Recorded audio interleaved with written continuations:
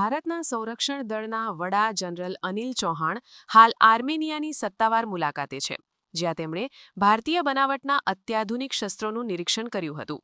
આ પ્રદર્શનમાં ખાસ કરીને પિનાકા મલ્ટીબેરલ રોકેટ લોન્ચર અને આકાશ મિસાઇલ પ્રણાલી મુખ્ય આકર્ષણનું કેન્દ્ર રહ્યા હતા.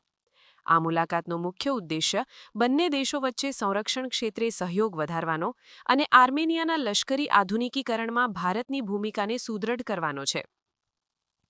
આ પ્રદર્શનમાં સૌથી નોંધપાત્ર બાબત advanced Tod artillery gun system રહી હતી, જે ભારત માટે ગૌરવ સમાન છે.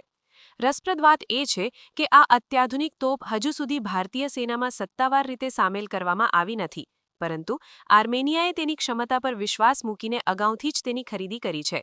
આ ઘટનાક્રમ ભારતીય સંરક્ષણ ઉદ્યોગની ગુણવત્તા અને વૈશ્વિક બજારમાં વધતી જતી સ્વીકાર્યતાનું પ્રતીક છે, જે ભારતની નિકાસ નીતિને નવું બળ પૂરું પાડે છે.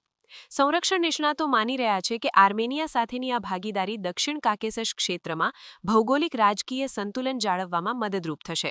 જનરલ ચૌહાણે આર્મેનિયાને લશ્કરી નેતૃત્વ સાથે વ્યૂહાત્મક ચર્ચાઓ કરી હતી અને સંરક્ષણ સામગ્રીના સહ-ઉત્પાદન અંગે પણ વિચારણા કરવામાં આવી છે.